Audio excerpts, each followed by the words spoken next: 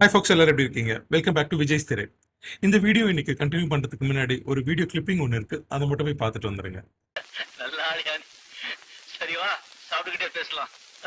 Sir, நாகேஸ்வராட்ட இருந்து phone வந்தது. என்டி ராமாராவ் வீட்ல இருந்து மாம்பழம் வந்தது.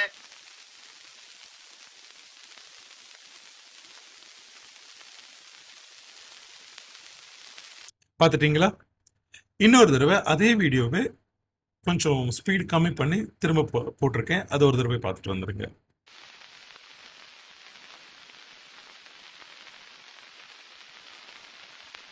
பார்த்துட்டீங்களா? இந்த வீடியோ கிளிப்பிங் பார்த்தீங்கன்னா ஜானி மூவி இருக்கு இல்லைங்களா, ரஜினிகாந்த் சாரோட மூவி, அந்த மூவில இருந்து ஒரு சின்ன கிளிப்பிங். ஸோ ஃபர்ஸ்ட் பார்த்ததுக்கும் செகண்ட் டைம் வந்து ஸ்லோ பண்ணி பார்க்கும்போதும் அதில் ஒரு சின்ன ஒரு விஷயம் இருந்திருக்கும். நீங்கள் நோட்டீஸ் பண்ணீங்களான்னு தெரியல, நான் ஹைலைட் பண்ணி காட்டியிருக்கேன். என்னன்னு பார்த்தீங்கன்னா, ரஜினிகாந்த், சுருளிராஜன் அண்ட் சாமிக்கண்ணு, இவங்க 3 பேருமே வந்து ஒரு அந்த வீடோட ரிஜிஸ்ட்ரேஷன் பற்றி ஒரு டாபிக் போயிட்டு இருக்கும். முடிச்ச பிறகு ரஜினி அவர்கள் வந்து வாங்க போய் சாப்பிட போகலாம் அப்படின்னு சொல்லிட்டு போவாங்க. அவங்க 2 பேரும் உள்ளே போயிடுவாங்க. அவர் சாமிக்கன் மட்டும் அவர் ரஜினி உட்காந்துட்டு இருந்த சோஃபாவை போயிட்டு நமஸ்காரம் பண்ணிட்டு உள்ளே போகிறதா அந்த சீன் வந்து ஃப்ரேம் பண்ணியிருப்பாங்க.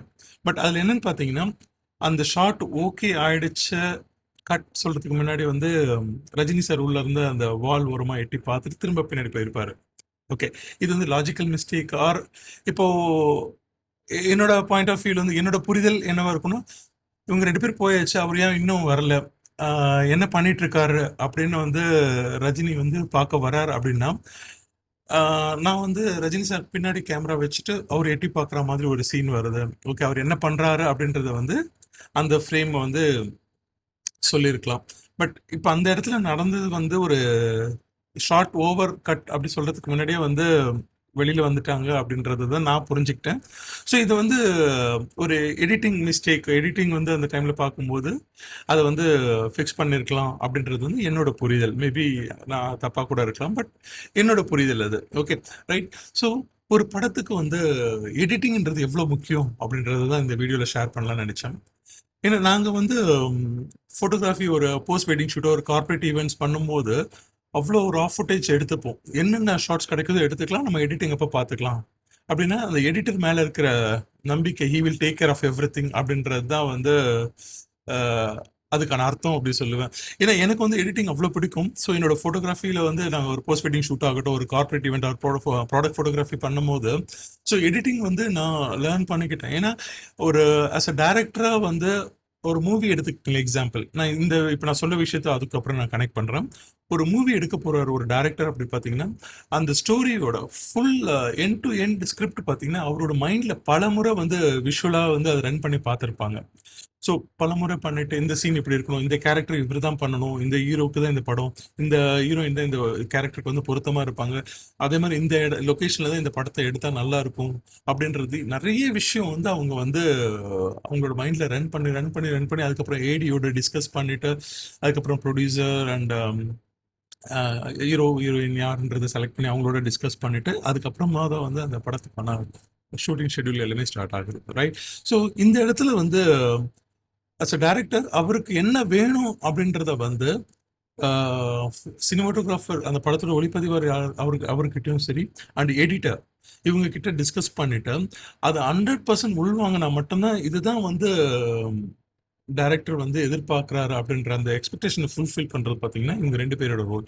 அண்ட் அதில் வந்து எடிட்டர் ரோல் ரொம்ப பெரிய பெரிய ரோல்னே சொல்லுவேன் நான். ஏன்னா ரா ஃபுட்டேஜ் பார்த்தீங்கன்னா, ஃபார் எக்ஸாம்பிள் நம்ம ஒரு படம் பார்க்குறோம் அப்படின்னா ஒரு 2-2.25 மணி நேரம் மூவிக்கு வந்து கிட்டத்தட்ட மினிமம் ஆவரேஜாக பார்த்தீங்கன்னா வந்து ஒரு 100 to 120, மினிமம் ஒரு ஓவர் 100 ஹவர்ஸ்க்கு மேலே தான் வந்து அவங்களோட ரா ஃபுட்டேஜ் அவ்வளோ ஷார்ட்ஸ் எடுத்திருப்பாங்க. அது எல்லாமே வந்து எடிட்டர் கிட்ட வரும்போது அந்த டோட்டல் மூவியோட நரேஷனை வந்து ஃபுல்லாக உள்வாங்கி இந்த படத்தை இப்படி கொடுத்தாதான் நல்லா இருக்கும் அப்படின்னு சொல்லி அந்த எடிட்டர் வந்து நேரங்காலம் பார்க்காம அந்த படத்தை வந்து ஃபுல் எடிட் பண்ணி அதில் வந்து நமக்கு வந்து ப்ரெசென்ட் பண்ணுறாங்கன்றது வந்து எடிட்டருக்கு வந்து ஒரு பெரிய ரோல் இருக்குன்னு சொல்லுவேன். உதாரணத்துக்கு தமிழ் படத்தில் சொல்லணும்னு பார்த்தீங்கன்னா வந்து மைக்கேல் மதன காமராஜன் ஆகட்டும், அவர் விக்ரம் வேதவ் ஆகட்டும், அவர் மாநாடு, ஈவன் தீரன் அதிகாரம் நான் சொல்லுவேன், அதுக்கப்புறம் வந்து தசாவதாரம், இதில் பார்த்தீங்கன்னா நிறைய ரோல் டிஃப்ரெண்ட் ஸ்க்ரீன் பிளேஸ் இருக்கும். விக்ரம் வேதம் பார்த்தீங்கன்னா வந்து கரண்ட் அண்ட் ஃப்ளாஷ்பேக் அப்படி போயிட்டு இருக்கும். அண்ட் தீரன் அதிகாரம் பார்த்தீங்கன்னா வந்து அவ்வளோ விஷயம் இருக்கும். பர்டிகுலராக வந்து சிவானந்தேஸ்வரர் என்னோட க்ளோஸ் ஃப்ரெண்டுன்னு சொல்றது எனக்கு ரொம்ப பெருமையாக இருக்கு. அவர்கிட்ட இந்த படத்தை பற்றி டிஸ்கஸ் பண்ணும்போது அவர் சொன்ன விஷயம் வந்து அவ்வளோ டீட்டெயில் இருக்கும். இந்த தீரன் அதிகாரம்லாம் பார்த்துட்டு வந்து நான் அப்படி ஒரு பிரமிச்சு போயிட்டேன்னு தான் சொல்லலாம். அவ்வளோ விஷயம் அந்த படத்தில் இருக்கும். அவ்வளோ ஒரு டேக்ஸ், அவ்வளோ டிஃப்ரெண்ட் லொக்கேஷனில் எடுத்தது, நிறைய டீட்டெயிலிங் இருக்கு. நீங்க அந்த படம் வந்து பாத்தீங்கன்னா இந்த பாயிண்ட் ஆஃப் வியூல இருந்து ஒரு மூவி வெறும் என்டர்டைன்மெண்ட் மட்டும் பார்க்காம அதோட எடிட்டிங், அதோட டெக்னாலஜி சைடில் எவ்வளோ ஒர்க் போயிட்டு இருக்கு டெக்னிக்கலா அப்படின்றத வந்து நீங்க அந்த படத்தை பார்த்தீங்கன்னா உங்களுக்கு புரியும். அவ்வளோ இருக்கா. அதே மாதிரி தான் தசாவதாரம் ஆகட்டும், அவர் மைக்கேல் மதன காமராஜன்லாம் வந்து அந்த அளவுக்கு வந்து ஒர்க் அதில் தெரியும். எஃபர்ட், எடிட்டரோட எஃபர்ட் எவ்வளோ இருக்கு அப்படின்னு சொல்லிட்டு. So and American film editor Walter merch, அவரோட ரூல் ஆஃப் சிக்ஸ்ன்னு சொல்லுவாங்க எடிட்டிங் பொறுத்த வரைக்கும். ஸோ அந்த விஷயத்தை தான் வந்து நிறைய எடிட்டர்ஸ் வந்து இன்னைக்கு வரைக்கும் ஃபாலோ பண்ணிட்டு இருக்காங்க அப்படின்றத வந்து என்னால் சொல்ல முடியும். அதில் பார்த்தீங்கன்னா வந்து ஒரு படத்தோட கதை இதுதான் அப்படின்னு தெரிஞ்சு, பட் அந்த கதையை வந்து நம்ம எப்படி ஸ்க்ரீனில் ப்ரெசென்ட் பண்ணணும், அந்த எமோஷன் சொல்லுவாங்க இல்லையா, அந்த எமோஷனல் விஷயத்துக்கு தான் வந்து ஃபர்ஸ்ட் வந்து ப்ரியாரிட்டி. அதுக்கப்புறம் பார்த்தீங்கன்னா வந்து அந்த படத்தோட ஸ்டோரி, அதுக்கப்புறம் அந்த படத்தோட ரிதம், அண்ட் தென் ஐ ட்ரேஸ்ன்னு சொல்லுவாங்க. அதுக்கப்புறம் வந்து 2D பிளான் ஆஃப் ஸ்க்ரீன் சொல்லுவாங்க, அண்ட் லாஸ்ட் வந்து 3D ஸ்பேஸ். ஸோ இந்த 6 ரூல் இருக்கு இல்லைங்களா, இதுதான் வந்து ஒரு எடிட்டராக வந்து இன்ஃபேக்ட் அவரோட புக்லேயே வந்து அதை மென்ஷன் பண்ணியிருக்காங்கன்னு சொல்லிட்டு நான் ரீசெண்டாக ஒரு இதை பற்றி ஸ்டடி பண்ணும்போது நான் கேள்விப்பட்டேன்.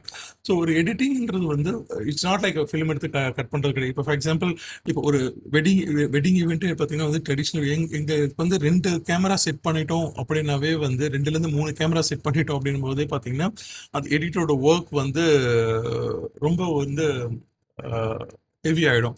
உதாரணத்துக்கு சொல்லணும்னா வந்து ட்ரோன் ஷாட் இருக்கும், அதுக்கப்புறம் கேண்டிட் வீடியோ இருக்கும், ட்ரெடிஷ்னல் ஸ்டேஜுக்குன்னு ஒன்று இருக்கும், அப்புறம் கெஸ்ட்டு கவர் பண்ணுவோம். ஸோ இது எல்லாத்தையும் மிக்ஸ் பண்ணி நமக்கு அதை பார்க்கும்போது அந்த வீடியோ பார்த்தீங்கன்னா வந்து எந்த இடத்துலையுமே வந்து என்னடா ஒரு மாதிரி கன்ஃபியூஷனாக இருக்கு, இந்த கெஸ்ட் இப்போ தான் கீழே இருந்தால் அதுக்குள்ளே பார்த்தா ஸ்டேஜில் இருக்காங்களா, அதுக்கப்புறம் பார்த்தீங்கன்னா வந்து டைனிங், இந்த மாதிரி நிறைய விஷயம் இருக்கும். ஒரு ஏரியல் வியூ ஷாட் ஆகட்டும், ஆர் கேண்டிட் வியூ ஷாட்ஸ் ஆகட்டும், அது ப்ராப்பராக அந்தந்த ஃப்ரேமில் வந்து அதை உட்கார வச்சா மட்டும்தான் வந்து நமக்கு பார்க்கும்போது எந்த ஒரு சலிப்பு இல்லாமல் இருக்கும் அப்படின்னு சொல்லி. அதே மாதிரி தான் வந்து இது ஒரு வெட்டிங் ஈவெண்ட்ஸுக்கே வந்து எப்படின்னா ஒரு மூவி கோடிக்கணக்கான பீப்புள் பார்க்குறாங்கன்னா அதுக்கான மெனக்கடல் எவ்வளோ இருக்குன்னு உங்களுக்கு புரியும்.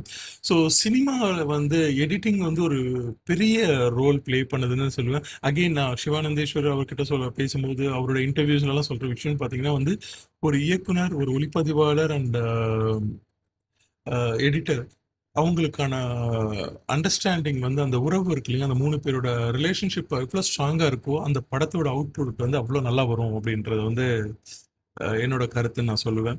ஸோ உங்களுக்கு நான் சொன்ன படங்கள்ல தீரன் அதிகாரமாகட்டும், ஆர் மைக்கேல் மதன காமராஜன் ஆகட்டும், ஆர் தசாவதாரம், மாநாடுலாம் பார்த்தீங்கன்னா வந்து ப்ரெசன்ட் அண்ட் ப்ரெசன்ட்லேயே வந்து அப்படி ஒரு கேம் ப்ளே பண்ணியிருப்பாங்க. அந்த மூவி எடிட்டிங் அவ்வளோ மெனக்கடல் இருக்கும். ஏன்னா அடுத்த சீன் ஆல்ரெடி வந்த சீனே திரும்ப வந்த மாதிரி தான் இருக்கும். பட் அகெயின் அது கரெக்டான ஃப்ரேம் எல்லாமே வந்து அதுக்குள்ளே கொண்டு வரது அவ்வளோ ஈஸி கிடையாது.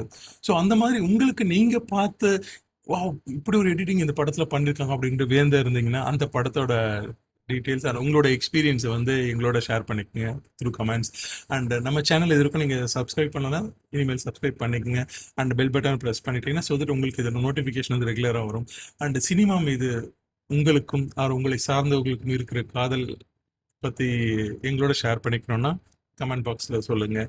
அண்ட் இந்த வீடியோஸ் வந்து சினிமா மீது பற்றுதல் கொண்ட உங்கள் ஃப்ரெண்ட்ஸுக்கும் ஃபேமிலி மெம்பர்ஸ்க்கும் இந்த லிங்க் அண்ட் வீடியோ வந்து ஷேர் பண்ணிக்கணும் அப்படின்றத வந்து மிக தாழ்மையுடன் கேட்டுக்கொள்கிறேன். அண்ட் இன்னொரு சந்தர்ப்பத்தில் இன்னொரு விதமான சினிமா சம்மந்தமான டாப்பிக்கில் வந்து உங்களை மீட் பண்ணுறேன். Thank you so much.